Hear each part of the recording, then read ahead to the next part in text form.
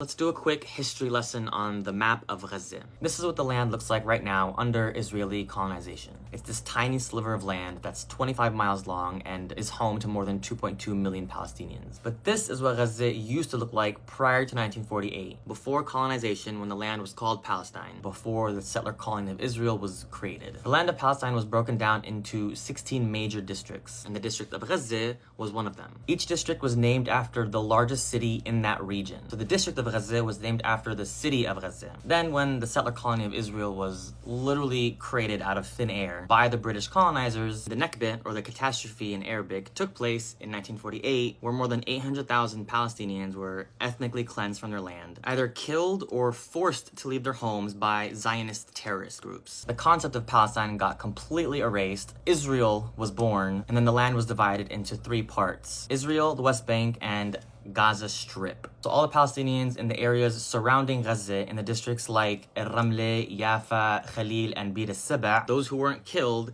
they fled to Gaza. And then around 8 refugee camps were set up to house these hundreds of thousands of Palestinian refugees. And since then, Israel has had full control over the landmass, currently maintaining a military blockade over Gaza, where they have control over its borders, its waters, and its airspace. Of the 2.2 million Palestinians in Gaza right now, between 70 to 80% of that 2.2 million are refugees from that 1948 catastrophe. So only around 20% of the current population are actually from Gaza. I'm sharing all this information so that, one, you can have a better understanding of the history behind Gaza, help you understand what's happening right now with the genocide, but two, for you to also understand what it means when more than 1.4 million Palestinians in Gaza right now have been internally displaced. More than half the population made refugees for the second time or third time. People have been displaced multiple times because of Israel. And their end goal isn't to just displace these Palestinians internally within Gaza. Israeli leadership has stated their interest in clearing out Gaza